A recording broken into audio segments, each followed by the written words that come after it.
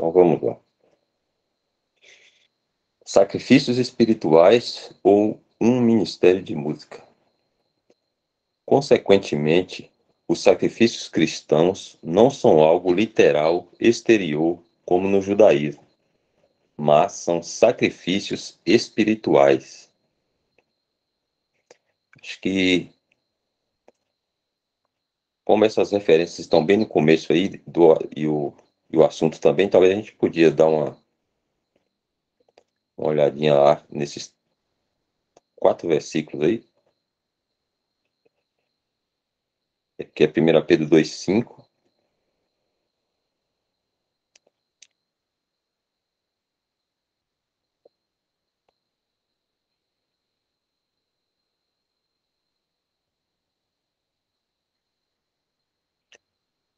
Vós também, como pedras vivas, sois edificados casa espiritual e sacerdócio santo, para oferecerdes sacrifícios espirituais agradáveis a Deus por Jesus Cristo.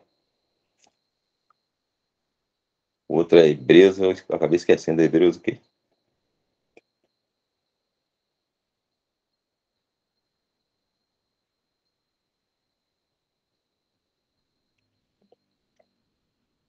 Hebreus 15. Portanto, ofereçamos sempre por ele a Deus sacrifício de louvor, isto é, o fruto dos lábios que confessam o seu nome.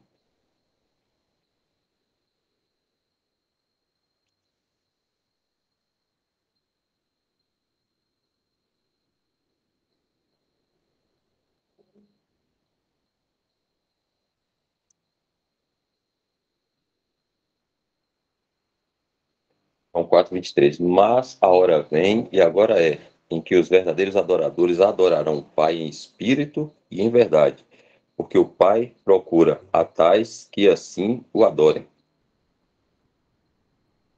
Outro acho que é Filipenses.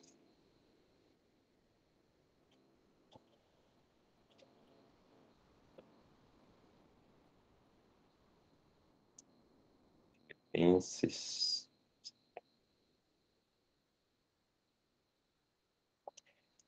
Porque a circuncisão somos nós que servimos a Deus no Espírito e nos gloriamos em Jesus Cristo e não confiamos na carne.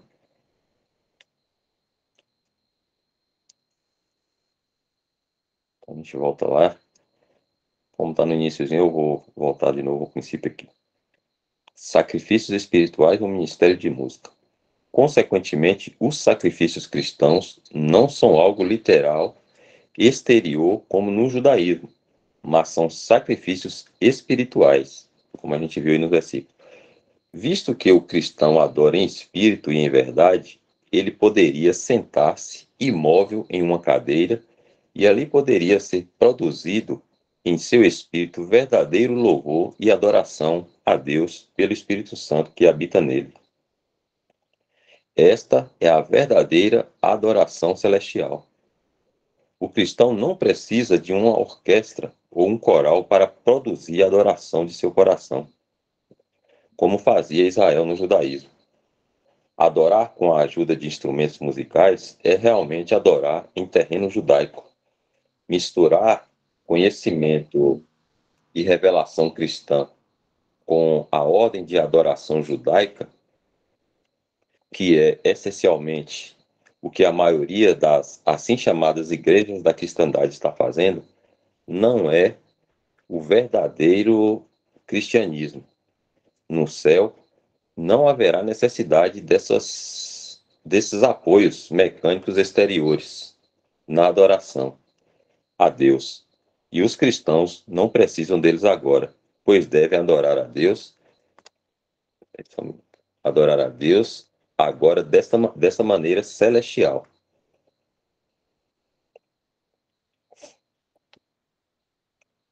Irmãos que estão em comunhão, se tiver algum comentário, as irmãs, os irmãos que também tiverem dúvida, quiser perguntar aí, fica à vontade.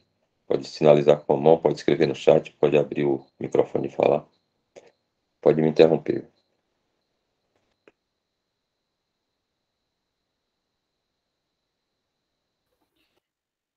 Irmãos, isso, muito dessa confusão se dá por também não entender as dispensações, não é isso?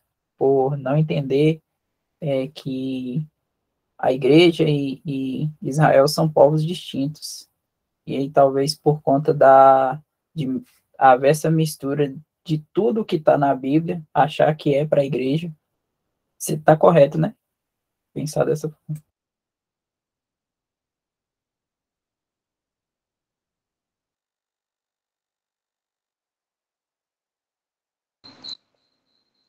Eu penso que sim, viu, Eric?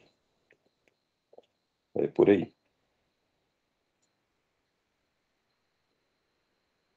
Se algum irmão tiver um pensamento, um versículo que também ajuda a entender melhor aí.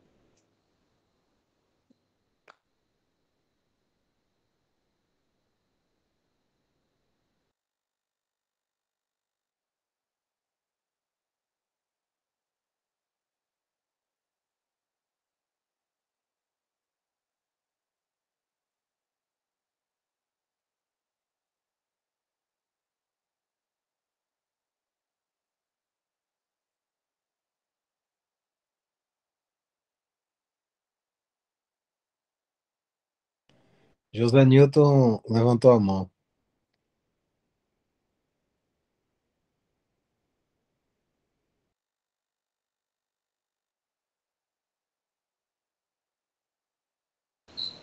Pode ficar à vontade, o José Nilton. Se tiver pergunta, a gente lê aqui. Deixa eu ver aqui. Você levantou a mão, Elton, acho que sem querer. Deixa eu baixar aqui, peraí. Então, vou ler aqui. O irmão José Nilton pergunta: esse posicionamento está ligado à forma da reunião aos domingos pelos irmãos? E se você e, e se você quer o faz sozinho em casa, em seu quarto? A questão do instrumento, irmão, como é que é? Só para a gente entender melhor. Ah, tá. Então, o irmão quer saber se ele entende que nas reuniões da Assembleia, né, de Assembleia, não há o instrumento, né, biblicamente não há base bíblica para se usar instrumento, mas se a pessoa usa um instrumento, né, em casa, por exemplo, como ele falou aí, se tem problema, é isso, né, José?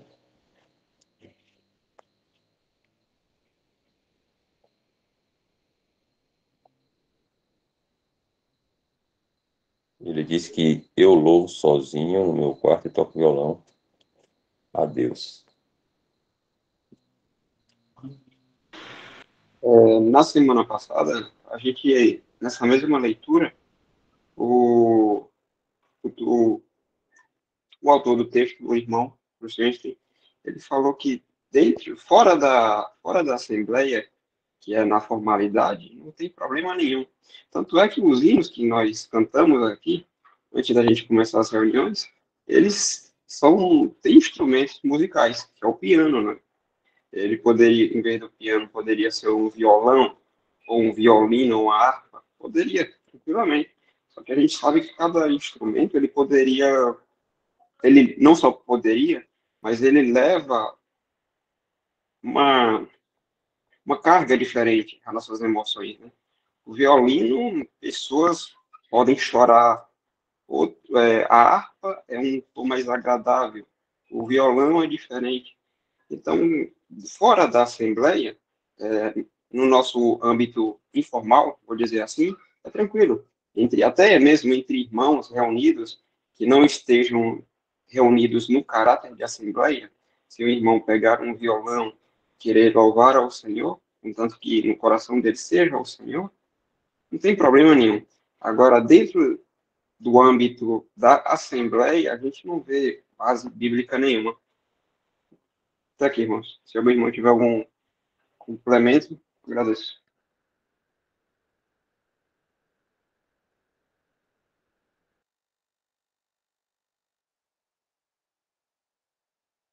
É só um comentário, irmãos. Tem um irmão do Rio que ele tem um canal no YouTube, né? Então, ele louva com teclado, né? E aí, quando nos afazeres do dia a dia, aí eu ouço esse irmão também.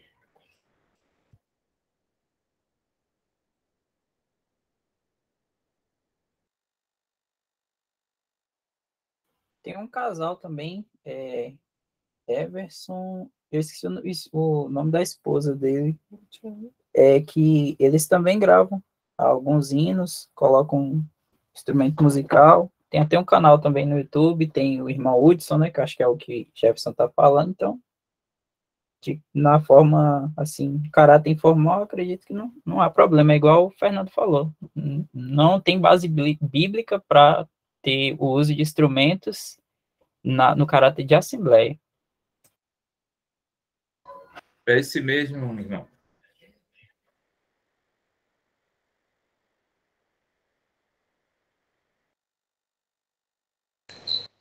José Nilton agradeceu aí, compreendeu. Se mais algum irmão tiver pergunta, fica à vontade, viu, irmãos? Pode escrever no chat, pode sinalizar com a mão que eu paro aqui, vocês podem abrir o microfone e perguntar.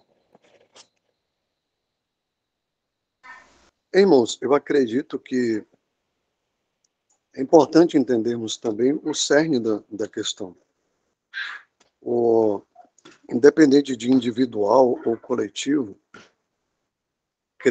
acredito que a adoração que o Senhor aceita é em espírito e em verdade. Independente se vai ser em assembleia, se vai ser individual,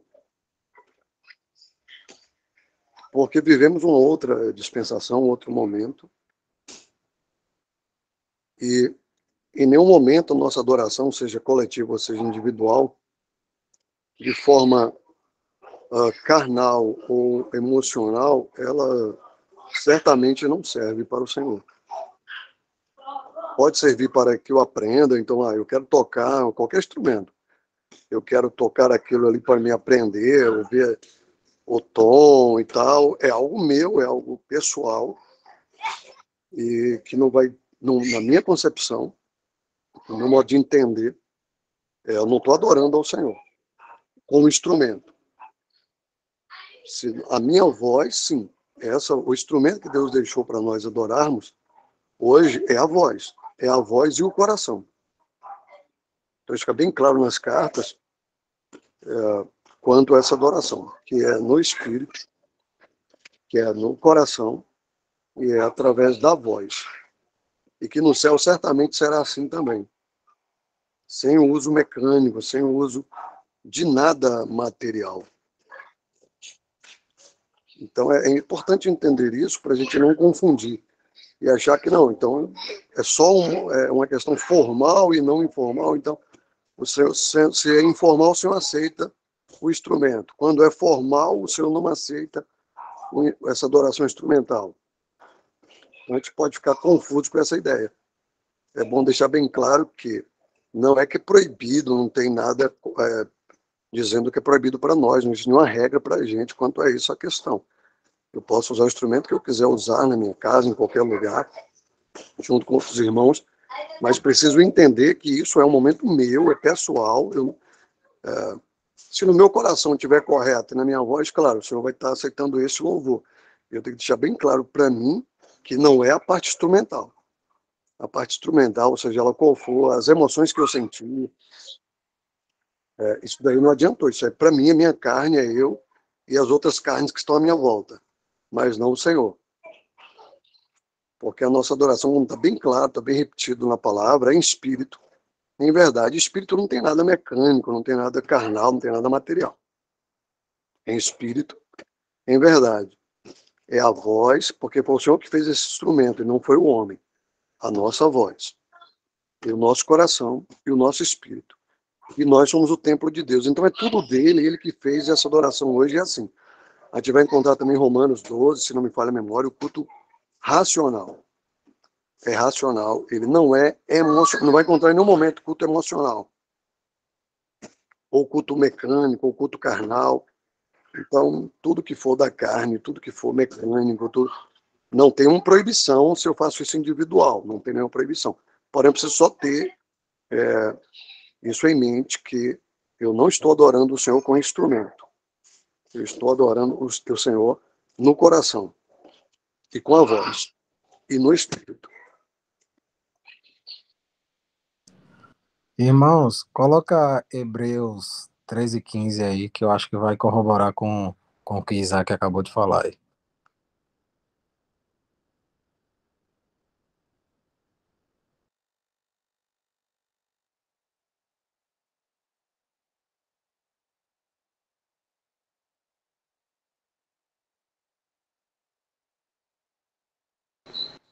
Você quer ler ou quer que eu leia, Danilo? Pode ler, irmão. Portanto, ofereçamos sempre por ele, né, a Deus, por Cristo a Deus, sacrifício de louvor. Isto é, o fruto dos lábios que confessam o seu nome.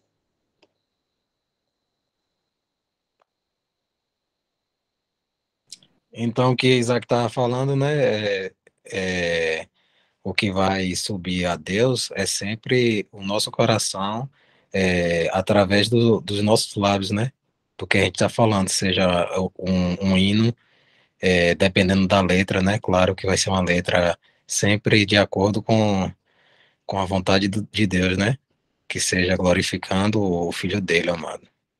Então é isso. Até aqui.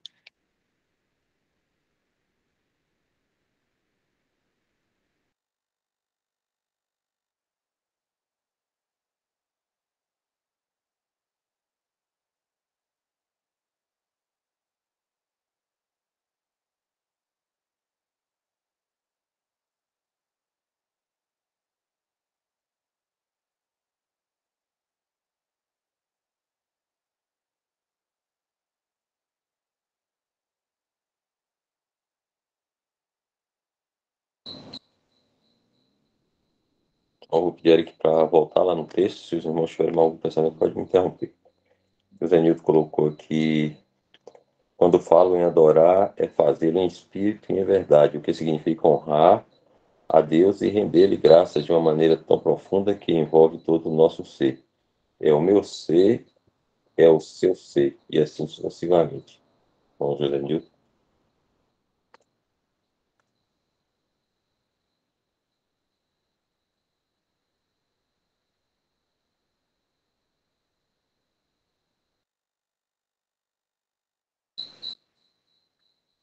A gente vai pautar dois instrumentos na adoração cristã. É o próximo tópico aí do texto.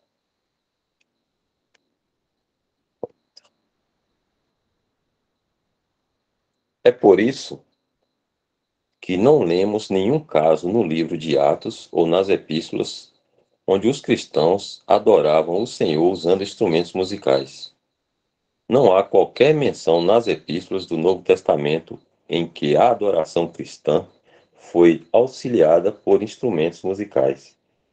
Os únicos instrumentos usados para adorar a Deus no cristianismo são o coração, Efésios 5,19, Colossenses 3,16, e nossos lábios, isso é, nossas vozes, Hebreus 13,15, que foi o que Danilo citou aí. A gente leu esse Efésios 5,19, irmãos? Senão a gente podia dar uma olhadinha lá, né? Sempre é bom a gente ler, fica gravado. Colossenses 3,16 também.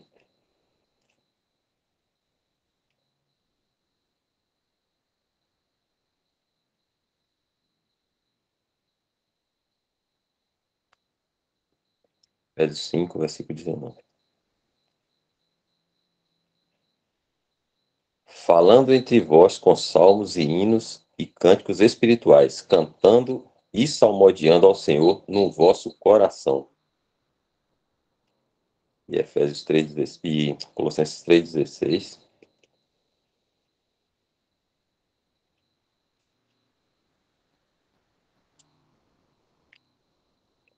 A palavra de Cristo habite em vós abundantemente em toda a sabedoria, ensinando-vos e admoestando-vos uns aos outros com salmos, hinos e cânticos espirituais, cantando ao Senhor com graça em vosso coração.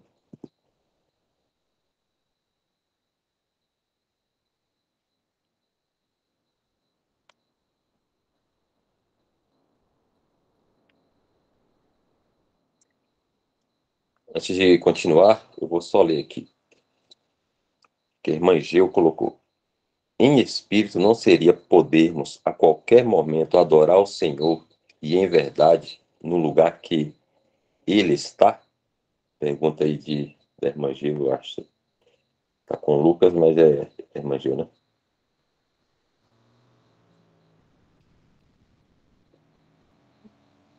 Ah, é Lucas mesmo. Então ele pergunta: em espírito não seria podermos a qualquer momento adorar o Senhor e em verdade não seria no lugar que Ele está? Pergunta do irmão Lucas aí.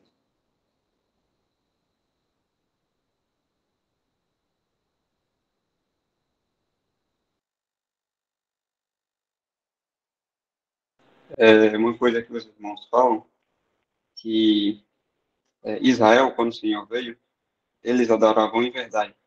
Porque quando a mulher samaritana fala que os nossos pais... Peraí, deixa eu ir no texto rapidinho, que é melhor falar no texto, né? Senão a gente se perde.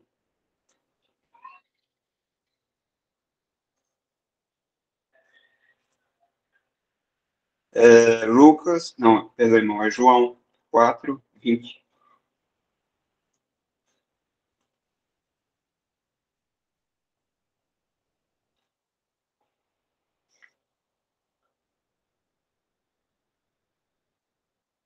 Nossos pais adoraram nesse monte, e vós dizeis que é em Jerusalém o lugar em que se deve adorar, onde se deve adorar.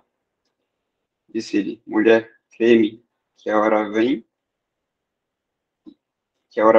em que nem neste monte, nem em Jerusalém adorareis ao Pai. Vós adorais o que não conheceis. Nós adoramos o que sabemos, porque a salvação vem dos judeus. Mas a hora vem, e agora é, que os verdadeiros adoradores adorarão ao Pai em espírito e em verdade, porque o Pai procura tais que assim o adorem. No 20, o Senhor fala, vós adorareis o que não sabeis. Nós adoramos o... Não, no 22, perdão, irmão. Vós adorareis o que não sabeis. Nós adoramos o que sabemos, porque a salvação vem dos judeus. Então, quando os samaritanos adoravam a Deus, eles adoravam o que não conhecia, e, portanto, não adoravam em verdade. Já os judeus, quando o Senhor veio, eles adoravam em verdade, porque tinham o templo, a casa estava limpa, né? Não tinha mais a idolatria. Aqueles que fossem idólatras eram absolutamente repudiados pela sociedade. Eles estavam limpos e belos por fora. E, em verdade, eles estavam cumprindo seu papel. Só que, em espírito, eles estavam longe de Deus. Porque existe a profecia que, eu não tenho certeza, mas foi que Isaías falou, esse povo me adora com os lábios. Aqui, ó. Mateus, não, é Isaías 29:13.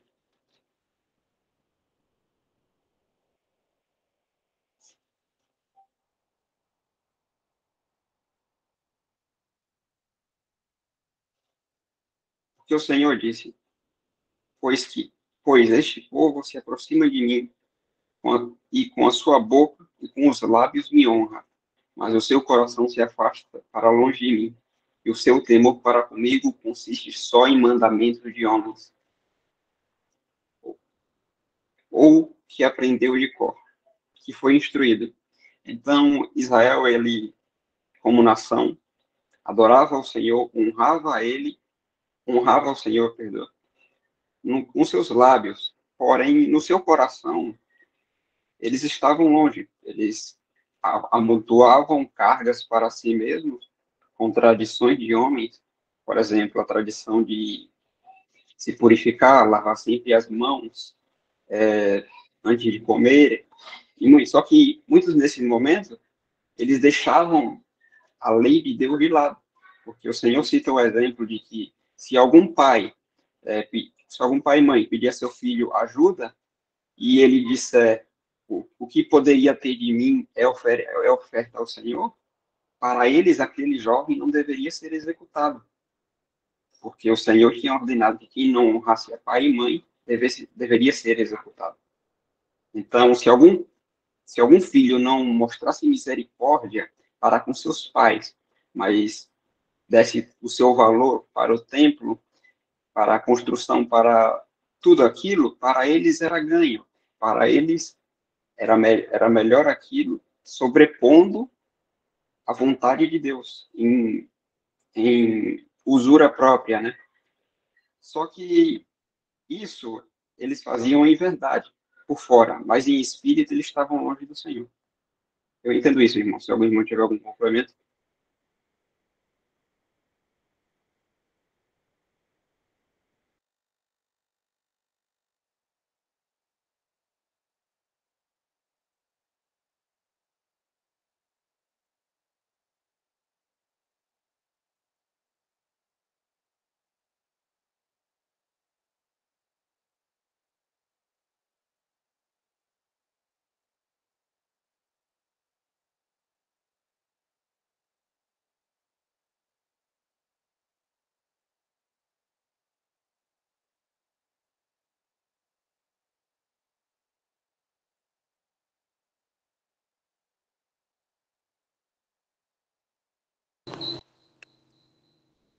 Então, eu vou seguindo aqui. Se os irmãos precisarem perguntar ou comentar, pode me interromper aqui que eu dou uma pausa.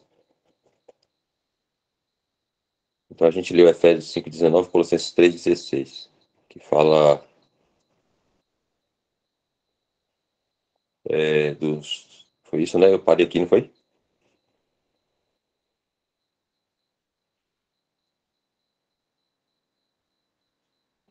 Foi. Aí você Então vê vamos lá. de Hebreus 15. Isso. E Hebreus 15, né, que a gente tinha lido. No cristianismo, lemos apenas que consta assim: cantando e salmodiando ao Senhor no vosso coração. Efésios 5,19. Somos exortados a que ofereçamos sempre por ele a Deus sacrifício de louvor, isto é, o fruto dos lábios que confessam o seu nome. Independentemente disso, a distinção entre adoração cristã e judaísmo tem sido ignorada nas denominações. Bandas musicais, às vezes grandes orquestras, tornaram-se parte integrante dos cultos cristãos atuais. Isto é chamado de ministério de música. Mas o objetivo parece ser mais para o entretenimento do público do que para ministério. A maioria das igrejas evangélicas terá um músico talentoso no palco para que, assim chamado ministério, que regerá a orquestra e o coro, ele é chamado o líder de adoração. É interessante notar que a palavra de Deus não apenas não dá qualquer orientação para os cristãos adorarem dessa maneira judaica, como também a história da igreja nos diz que a música praticamente não teve parte do cristianismo nos seus primeiros 1400 anos. Houve uma completa ausência de música instrumental na igreja nos primeiros 700 anos, seguida de muita oposição durante os 700 anos que se seguiram. Somente nos últimos séculos, a música instrumental foi aceita e usada na adoração e nas atividades do Evangelho. Perguntamos, se um chamado Ministério de Música é tão importante para a vida da Assembleia, como a Igreja hoje enfatiza, Porque o apóstolo Paulo ou o apóstolo Pedro não exortou as assembleias às quais eles escreveram para que houvesse um ministério de música nas reuniões deles? Deixa eu só centralizar aqui o texto. E por que não há menção a isso no Novo Testamento? Cremos que o uso dos instrumentos musicais na adoração e muitas outras coisas que o homem introduziu são evidências do abandono que a Escritura previu que entraria na igreja. Como as coisas no testemunho cristão se afastaram cada vez mais da ordem de Deus, a música lentamente ganhou um espaço, até ser aceita como normal na adoração cristã. Pode muito bem ter surgido por meio de boas intenções, mas ainda assim não tem apoio na Escritura. Não dizemos que um cristão não deva tocar música, mas apenas que ela não tem lugar na adoração cristã. Então Nelson Darby disse: se eu pudesse colocar um pobre pai doente para dormir com música, eu tocaria a mais bonita que pudesse encontrar.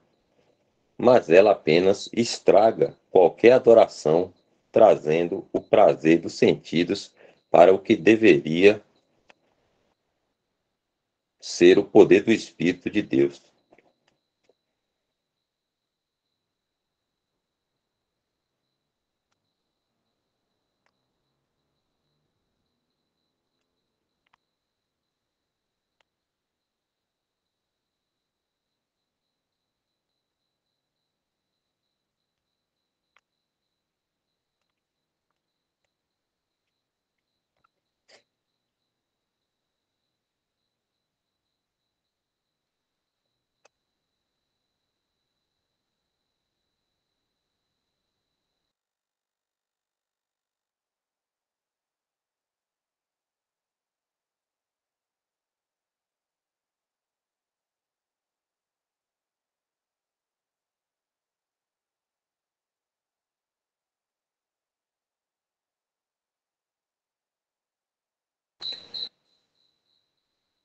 Vou pedir a Eric para passar aí o texto. Se tiver algum comentário ou pergunta, pode ficar à vontade. Eu vou até pedir Danilo para, se os irmãos postarem algum comentário aí no chat, para o irmão me avisar, porque eu ia até ler para mim, porque eu estou tentando entrar aqui na mensagem para ler e está abrindo outra tela aqui.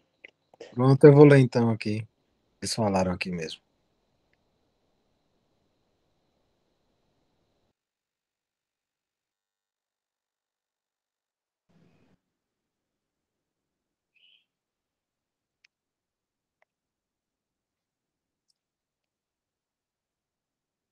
O irmão Leones falou aqui, em 1 Coríntios 14:26, os hinos, na verdade, devem ser de acordo com as escrituras. Tem a ver, acho que é isso aqui, tem a ver com este versículo. Ele pediu aí para colocar. 1 Coríntios 14:26.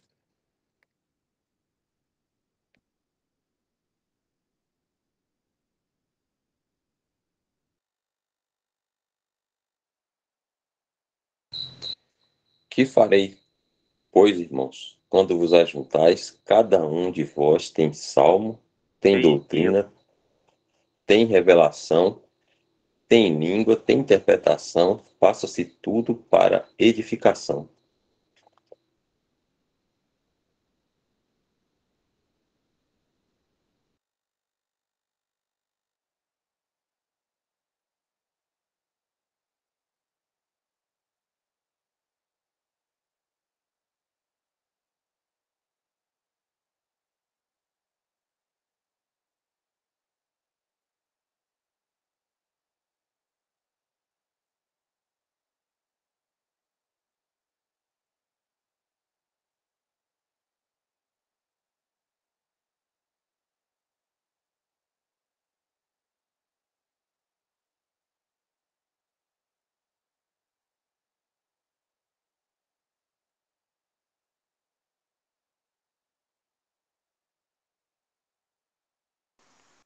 Então, irmãos, o que fica bem claro nas Escrituras para nós é que não precisamos de nada exterior para essa adoração. Basta o Espírito Santo. Se nós temos o Espírito Santo habitando em nós, essa adoração é no Espírito. Quando o Espírito Santo habita em nós e nós damos lugar ao Espírito Santo, ele em conexão e harmonia com o nosso Espírito, essa adoração vai ser em qualquer lugar, se formal ou informal, se individual ou coletivo, essa adoração ela vai ser recebida. Ela está sendo direta para o Senhor vai receber, porque está no Espírito Santo. É o Espírito Santo que nos guia, que nos ensina, que intercede por nós, que nos ajuda na oração, a leitura da palavra, no entendimento e também na glorificação ao Senhor, na adoração ao Senhor. É o Espírito Santo quem faz esse trabalho aqui, em nós, quando damos o devido lugar ao Espírito Santo. Então, essa adoração é a adoração de hoje, em espírito e em verdade, porque ela é direto no Espírito Santo, agindo em nós, no nosso espírito, que é a nossa conexão com Deus. Então, não tem nada a ver com as emoções, né?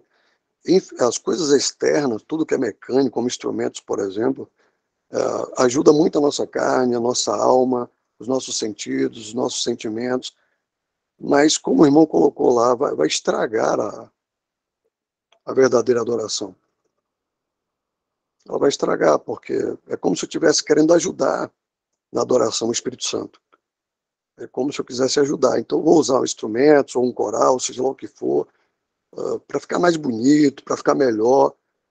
É isso que a nossa carne pensa, é assim que nós somos, mas fica bem claro que não é isso que o Senhor quer. Como ele chega a citar, que se você ficar imóvel numa cadeira, parado lá, em silêncio, essa adoração, no coração, no Espírito Santo, ela está chegando com graça lá ao Senhor.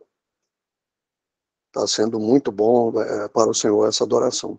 Mesmo eu parado, imóvel, mas no Espírito Santo, no meu espírito, essa adoração está correta. Qualquer outro meio, qualquer outra forma, não é que eu não possa, o irmão deixou bem claro, não é que eu não possa fazer, eu posso fazer, mas eu preciso ter em mente isso, entender isso. Nesse momento, não é uma adoração. É porque eu gostei, estou tocando aquilo ali, eu quero ver o tom daquela música, ou seja lá o que for. Mas eu não posso falar, agora estou adorando ao Senhor e ele vai receber essa adoração porque eu estou tocando aqui com muito carinho, com muito amor. Não vai adiantar nada. Não é isso. Adoração é fruto dos lábios que confessam o Senhor, é no coração, é no Espírito Santo. E não precisa de nada. Mesmo imóvel, parado, congelado, e no Espírito isso vai acontecer, essa adoração, e ela será aceita.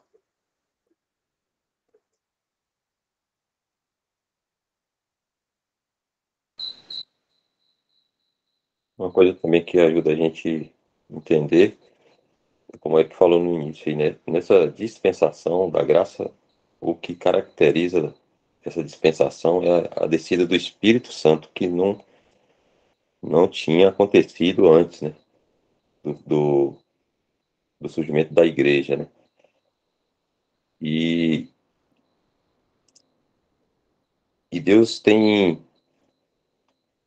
o povo terreno, que são os judeus, e tem o povo celestial, né? Que somos nós cristãos. E eles eram nascidos de novo, né? Então todo aquele que cria em Deus, os santos do Antigo Testamento, eles eram nascidos de novo, só que eles não eram habitados pelo Espírito Santo, né? E toda a adoração deles a Jeová, ela de cunho natural, digamos assim, né? Então estava toda voltada para os sentidos, como o Isaac falou aí, né? Era cheiro, né? Então eles acendiam um incenso, eles sacrificavam lá os holocaustos, os animais, eles tinham os instrumentos que eles usavam, né? Moviam lá as ofertas, tudo era feito na base dos sentidos, né? Então, era em verdade, como o Fernando falou, porque eles tinham as escrituras e ali estava detalhadamente como Deus queria que eles fizessem. Então, tinha lá todo o ritual, né? A oferta movida, a oferta alçada, a aspersão do sangue. Então, eles seguiam ali as instruções dadas a eles, como deveriam ser feito a adoração deles, né? Mas eles não tinham o Espírito Santo. E aí, nessa nossa dispensação, né, a gente, quando crê, a gente é nascido de novo e depois selado com o Espírito. Então, a gente, como o Isaac já falou aí agora, a gente tem o Espírito Santo de Deus e a gente tem livre acesso a Deus agora, né, por meio do sacrifício de Cristo, e a gente pode adorar em espírito e em verdade. Porque, como o Fernando falou, eles adoravam em verdade, mas não em espírito. A adoração deles era, não sei se a palavra é natural, mas era uma coisa é, é, com as coisas físicas, né? Não tenho bem a palavra aqui, me fugiu agora, mas era isso, era lá os instrumentos, era o incenso, né? Então usava todas essas coisas aí que o próprio Senhor, né, deixou que eles fizessem, assim, as instruções dadas lá na lei, tinha todos os detalhes de como deveria ser feito a adoração. E assim eles seguiam em verdade, como estava lá escrito.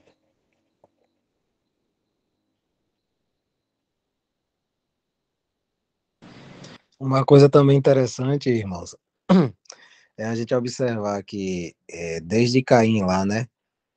Caim veio com obras da carne, né? Fruto da carne, e Deus não aceitou. E se a gente for pensar um pouco, os instrumentos foram feitos por quem? Pelas nossa carne, é obra da carne. Então jamais vai subir a Deus. Então já os lábios não, né? Os lábios confessam o nome do Senhor e adoram através do Espírito que habita na gente, né? O próprio Espírito de Deus. Então nada do que vem da gente mesmo, de nós próprios, da carne, não serve para Deus, não presta.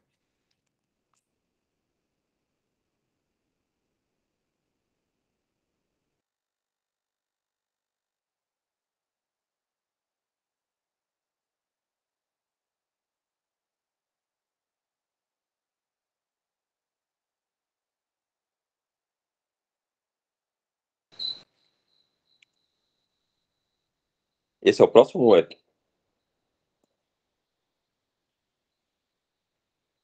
Isso. Então vamos lá. Ah, vinho novo e odres novos. A maioria dos cristãos rejeita isso e insiste que a maneira de Israel se aproximar a Deus em adoração é realmente o padrão de adoração cristã. Mas se a maneira de adoração de Israel no Velho Testamento é o padrão da adoração cristã, então por que a Escritura diz que a adoração cristã é um novo caminho de adoração? O Senhor sabia que haveria uma tentativa de se introduzir a velha ordem de coisas à nova ordem no cristianismo. E ele advertiu que, ao fazer isso, seria como colocar um remendo novo em uma roupa velha e vinho novo em odres velhos. As referências estão lá em Lucas 5, 36 a 39. O resultado seria que ambos seriam estragados. Isso é exatamente o que tem acontecido na profissão cristã. O Senhor continuou dizendo que vinho novo deve ser colocado com odres novos. Isso significa que as novas coisas relacionadas à adoração cristã precisam estar em um novo ambiente cristão adequado a essa adoração.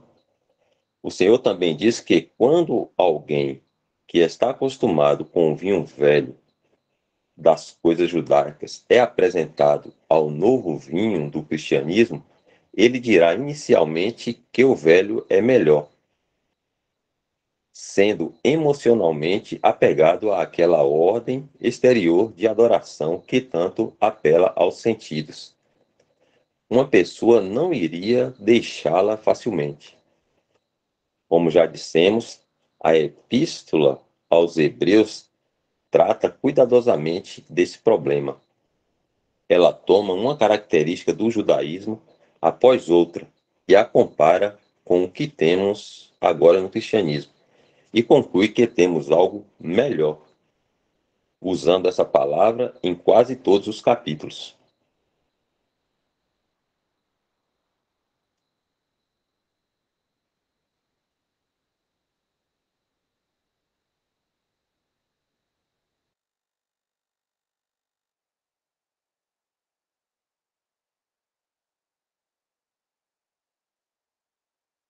Eric, pode subir aí só para a gente ler aquele versículo de Hebreus que ele cita lá, sobre um novo e vivo caminho, é Hebreus 10:20, por favor.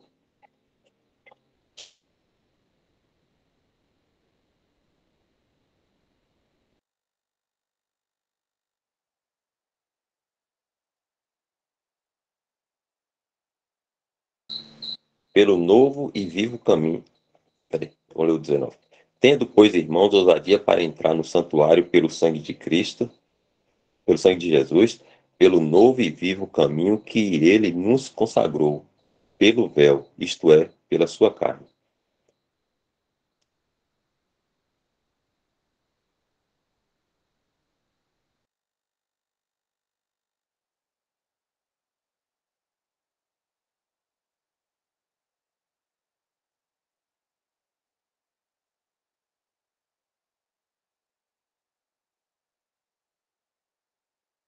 Era só para ler mesmo, que o irmão colocou a referência lá, mas a gente ia acompanhando.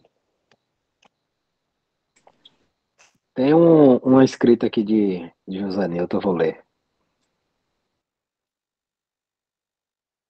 Pode ficar à vontade, Juliano.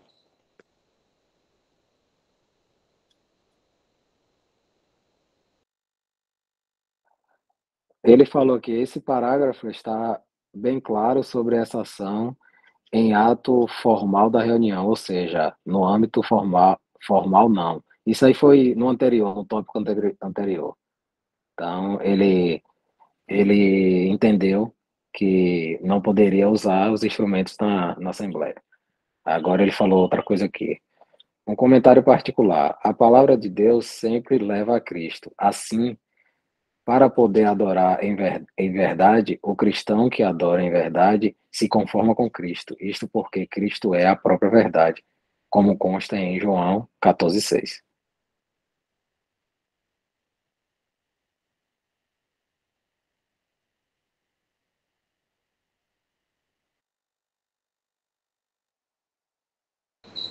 Ok, eu vou pedir para voltar lá no texto. Eu acho que a gente analisou aí esse último tópico, não pelo comentário dos irmãos, a gente leu o próximo.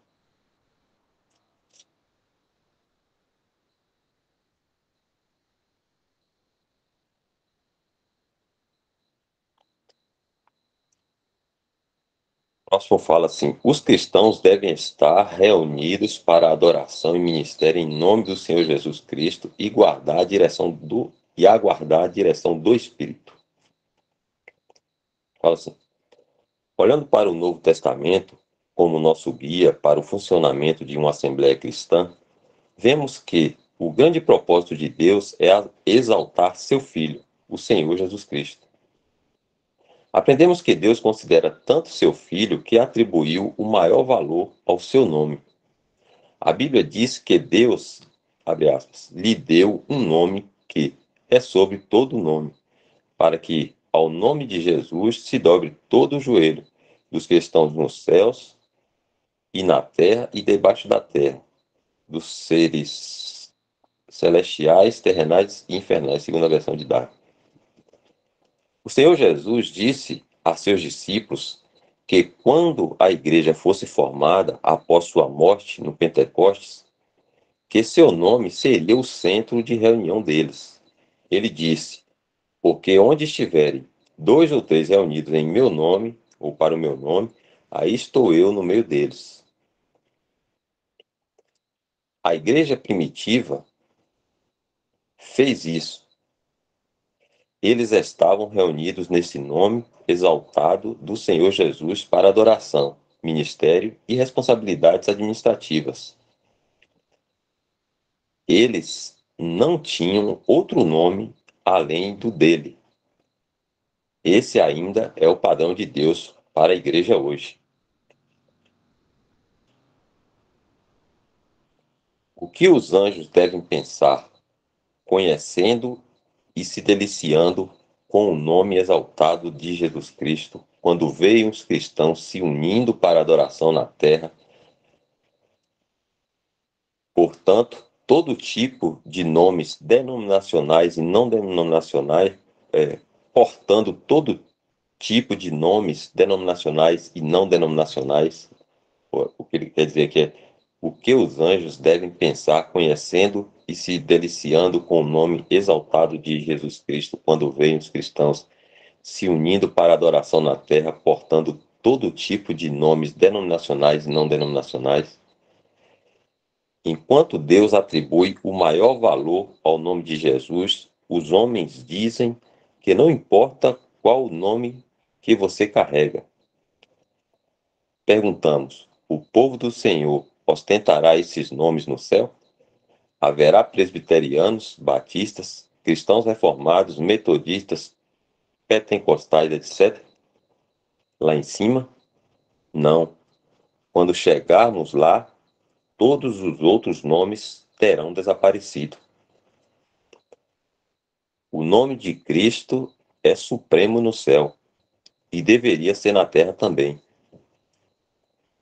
O Senhor Jesus ensinou seus discípulos que Deus deseja que sua vontade seja feita na terra como é no céu. Eles deveriam orar para esse fim. Abre aspas, seja feita a tua vontade, assim na terra como no céu, citando o versículo de Mateus. No entanto, apesar disso, os cristãos na terra ainda querem se reunir sob todos os tipos de nomes sectários, mesmo admitindo que não haverá tal coisa no céu.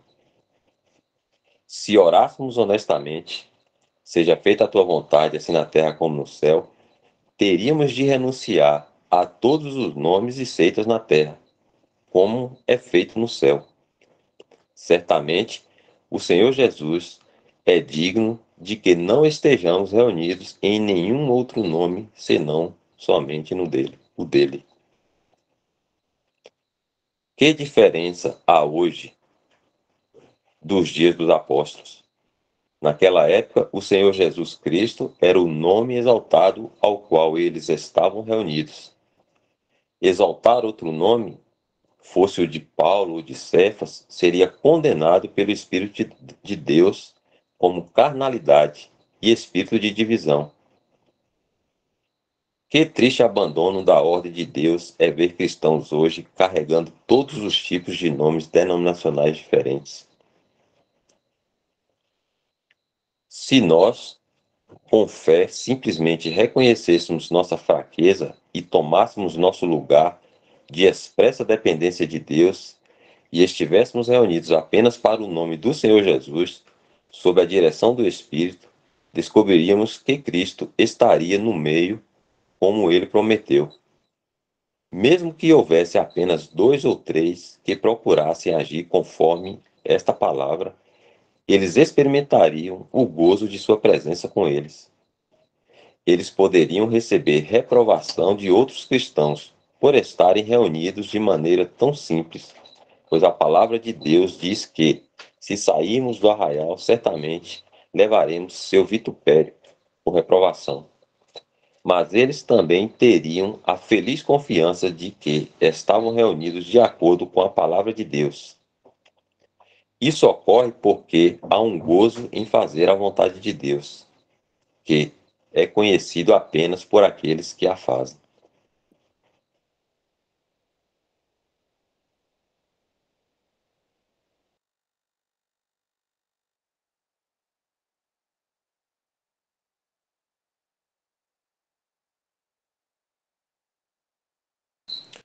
O João Danilo levantou a mão aí. Danilo, se você puder fazer a leitura aqui, eu não estou conseguindo. Ah, deixa eu ver se eu consigo agora. Não consigo não, aparece outra tela aqui. Vou fazer aqui.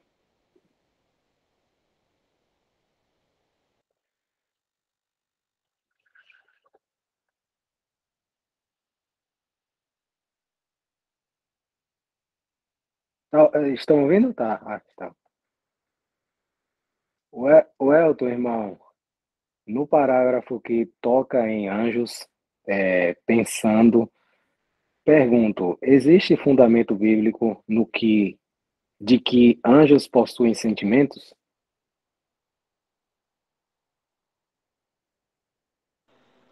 É claro, né? Porque Satanás, ele se ira, né? Em Apocalipse tem um texto que fala que um anjo brada, né? Ai dos que habitam na terra, porque o diabo desceu contra vós com grande ira. Isso está em. Peraí.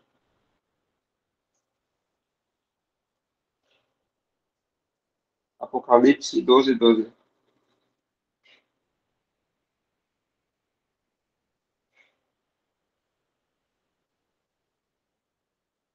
Pelo que alegrai-vos, ó céus, e vós que neles habitais. Ai dos que habitam na terra e no mar, porque o diabo desceu a vós e tem grande ira, sabendo que já tem pouco tempo. Então, a criatura de Deus, ela tem sentimentos, até os animais a gente pode dizer que tem sentimentos, né?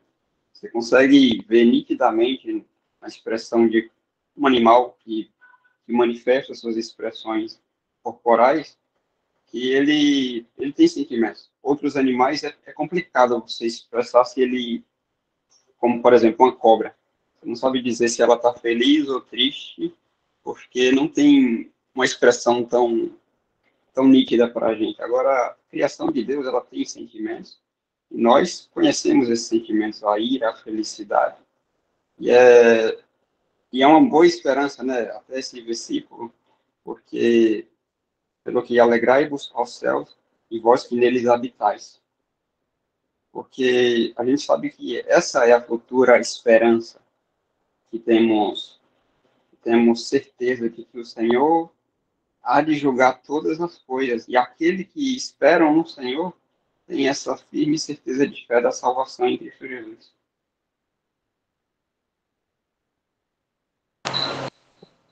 Tem Lucas 15 também. Acho que ajuda. Versículo 10, 9, 10, acho. E achando-a, convoca as amigas e vizinhas, dizendo: Alegrai-vos comigo, porque já achei a dracma perdida. Assim vos digo que há alegria diante dos anjos de Deus por um pecador que se arrepende. Esse 10 aí.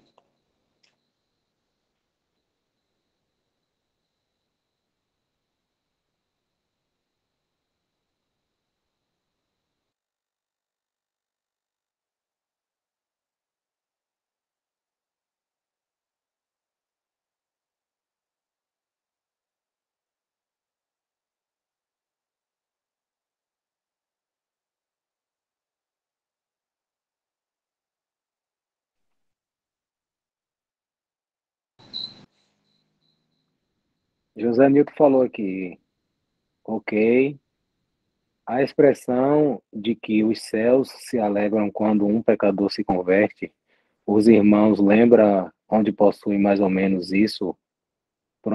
Pronto, acho que foi isso que o Elton falou agora. Tá? Ele só estava concordando, concluindo aqui.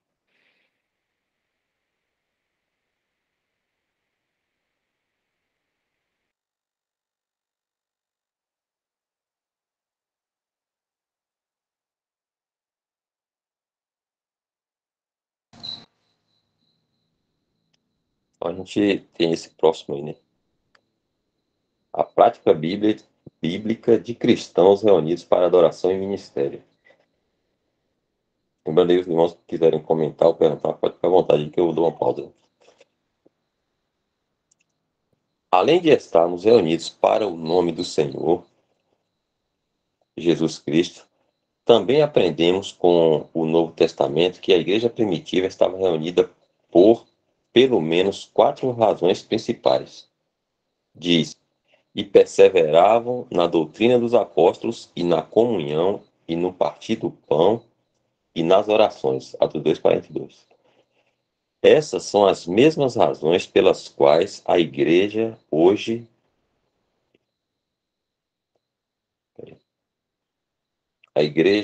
deve estar reunida. Podemos chamá-las de as 4 âncoras da vida da Assembleia. Primeiro, a igreja. Vamos localizar. Primeiro, a igreja primitiva estava reunida para aprender da doutrina dos apóstolos. Também precisamos de reuniões especificamente para o aprendizado da verdade da Escritura. No entanto, muitos cristãos não consideram a doutrina como sendo importante. Parece que para muitos, que desde que estejamos juntos e amemos o Senhor, realmente não importa o que a pessoa tenha como doutrina. O ensino bíblico nas denominações geralmente reflete essa atitude. O foco da maioria dos sermões é geralmente voltado para algum ponto prático da vida cristã. Como consequência, as pessoas não se fundamentam na verdade. Muitos queridos cristãos passam a vida sendo jogados de um lado para o outro e levados ao redor por todos os ventos de doutrina. Ele cita aqui um versículo de Efésios, que aparece no caminho deles. Precisamos ter reuniões como a igreja primitiva tinha, que sejam dirigidas pelo Espírito, onde 2 ou 3 possam se dirigir aos santos com uma palavra de exortação ou com a apresentação da verdade. Paulo disse: e falem 2 ou 3 profetas, e os outros julguem. Mas se a outro que estiver assentado for revelado alguma coisa, cale-se o primeiro, porque todos podereis profetizar, uns depois dos outros, para que todos aprendam e todos sejam consolados ou encorajados. E os espíritos dos profetas estão sujeitos aos profetas. 1 Coríntios 14, de 29 a 32. Também é necessária uma reunião de leitura, onde as escrituras são lidas e os irmãos têm a oportunidade de expor uma passagem para a edificação da Assembleia. Também é um meio viável de comunicar a verdade aos santos. Era a prática dos irmãos na igreja primitiva estarem reunidos para a leitura das Escrituras. Paulo exortou Timóteo: aplica-te à leitura. Um parênteses aqui fala: a leitura pública das Escrituras, à exortação, ao ensino.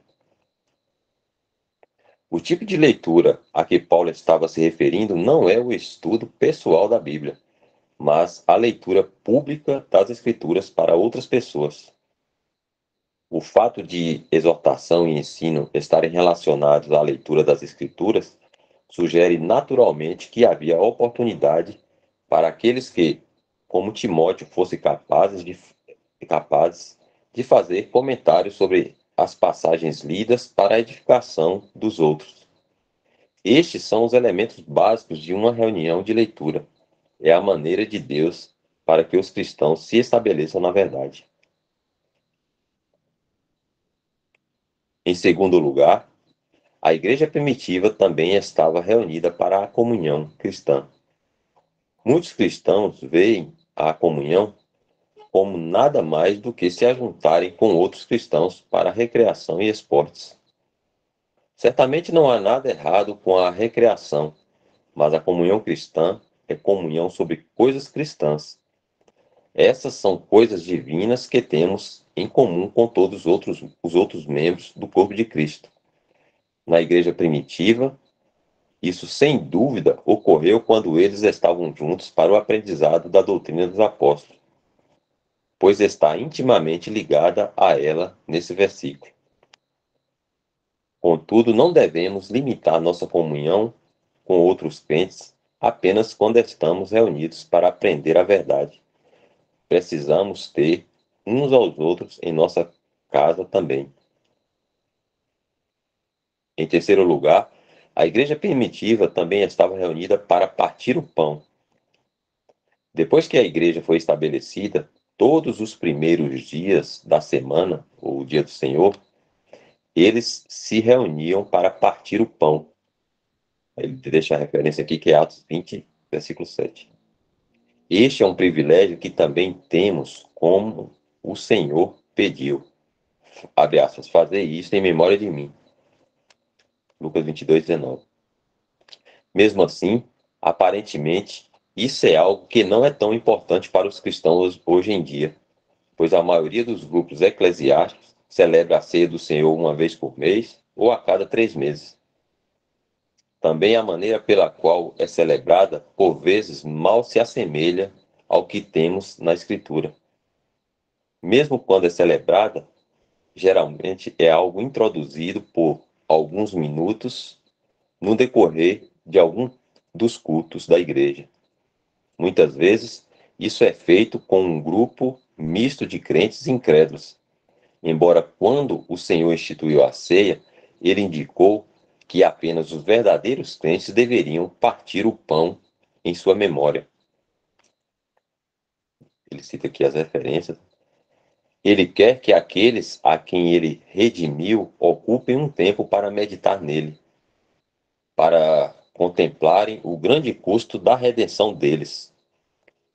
Não queremos ser dogmáticos sobre isso, mas parece que quando o Senhor instituiu a ceia, houve uma ocasião reservada para este fim. E aí era bom a gente ler esse versículo em Lucas 22, 14, que é uma questão mais específica que ele trata, né?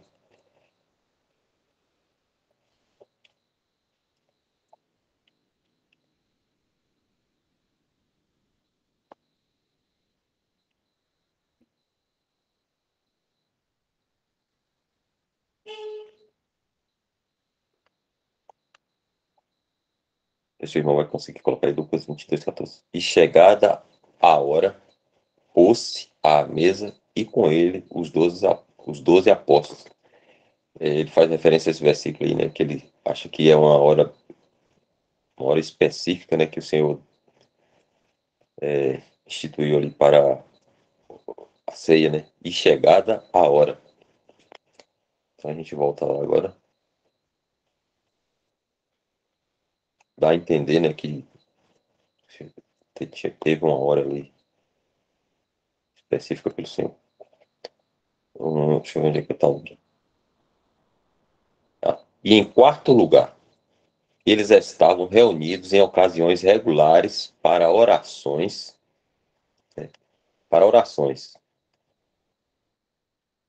A língua original diz as orações.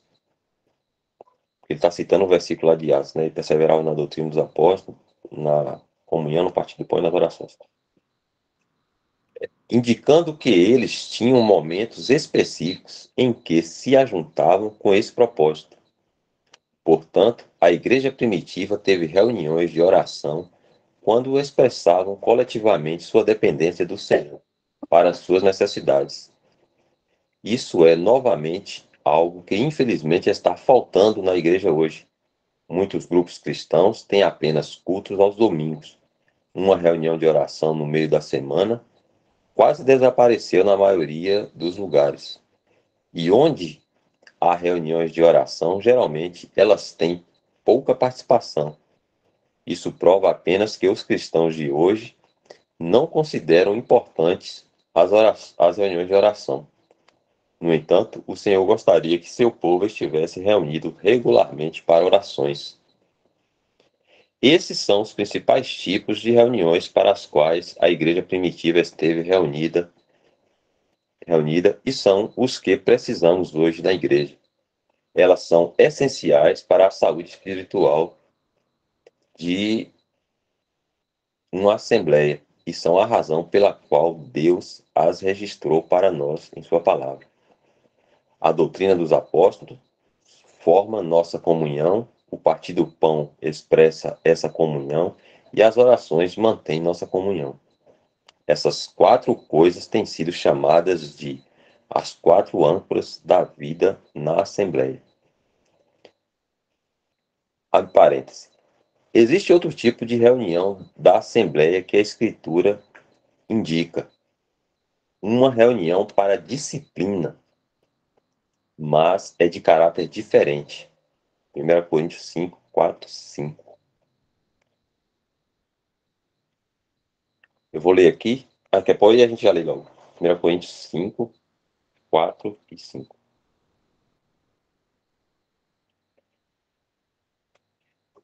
Em nome de nosso Senhor Jesus Cristo, juntos vós e o meu espírito, pelo poder de nosso Senhor Jesus Cristo, seja entregue a Satanás para a destruição da carne, para que o espírito seja salvo no dia do Senhor Jesus Cristo. Ele está fazendo a referência aqui ao rapaz que estava tendo uma situação lá com a esposa do pai, né?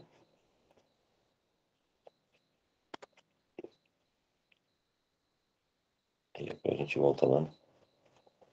Ele diz assim: ao examinarmos essas 4 coisas básicas, perguntamos novamente: precisamos de todos ou de alguns dos acessórios extras? Precisamos de todos ou de alguns dos acessórios extras que estão na cristandade hoje para fazer essas coisas simples? Não. A igreja primitiva não precisava deles, e nem nós. Por que não, então, apenas retornar ao cristianismo puro e simples que é encontrado na Bíblia e descobrir que bênção isso pode ser? Então aqui a gente finaliza esse tópico, né? Já chegando no nosso horário aqui, se os irmãos tiverem perguntas ou comentários para fazer, pode ficar à vontade, e o senhor permitindo, na próxima reunião a gente segue, né, com essa leitura aqui. Mas fiquem abertos para os irmãos comentarem se tiver, ou perguntarem também.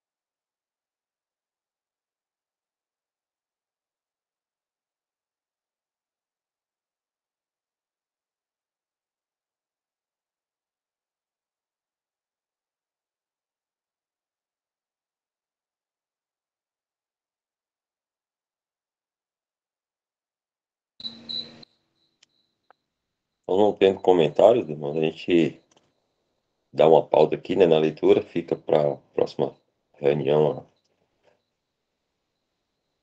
a outros tópicos. E a gente poderia finalizar aqui, né? São 9h37.